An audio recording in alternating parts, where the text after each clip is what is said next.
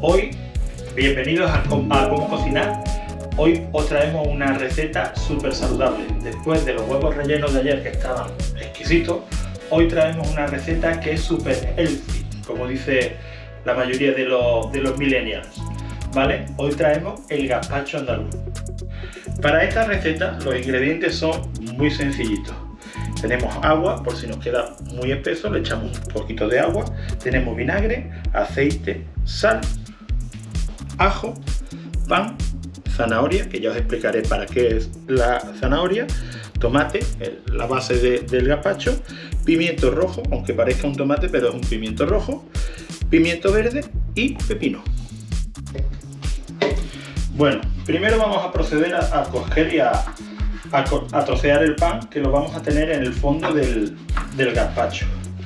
Esta receta es una receta súper saludable, como os he comentado. Tiene básicamente los ingredientes de la dieta mediterránea y si alguien quiere perder peso, yo lo recomendaría un vasito de gazpacho al día, pero en vez de tomarlo a buche, que lo tome a cucharadas.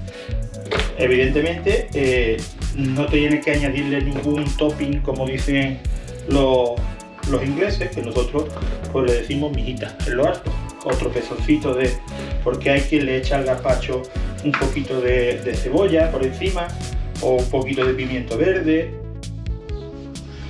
Bueno, como os iba diciendo, esta dieta es súper saludable porque lleva, además de vegetales, lleva también fruta, ¿vale? Lleva fruta y lleva verdura.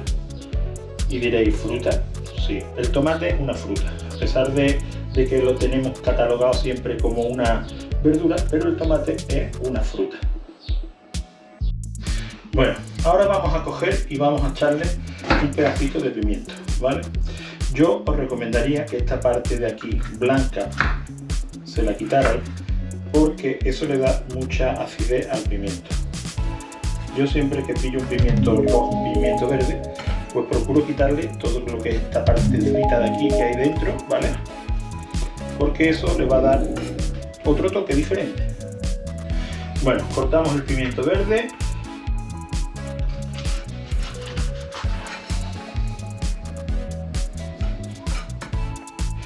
Bueno, ahora llega el momento del pepino.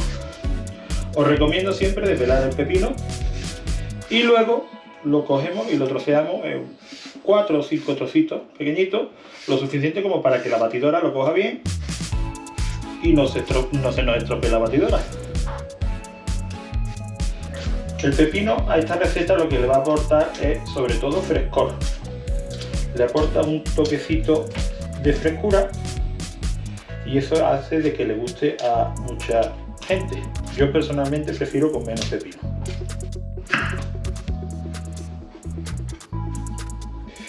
Si queréis reíros, los que tengáis mascota, tengáis gato, pues os recomiendo que cojáis y pongáis un pepino al lado del gato. Veréis los saltos que pega el gato. Le vamos a echar solamente esos 3 trozos. Ahora vamos a añadirle el ajito. Una recomendación para que no se os repita mucho esta receta es que le quitéis el centro al ajo, que es lo que hace que se repita. El tallito, ¿vale?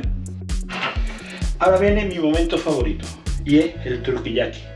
El truquillaki de hoy consiste en añadirle zanahoria al gazpacho. Y diréis, ¿para qué? Pues muy simple, para que no se os repita tanto, para que no sea tanta pesadez, porque el gazpacho al llevar pan resulta que se hace un poco pesado a la hora de hacer la digestión.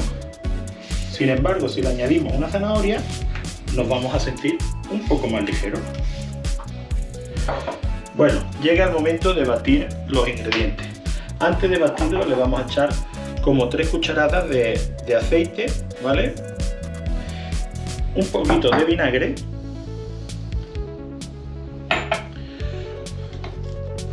y una pizca de sal. Muy importante, dejamos el agua para después por si vemos que se nos ha hecho la masa muy espesa. Si vemos que nos ha salido muy espesa, le añadimos un poquito de agua, que también a la hora de hacer el gazpacho.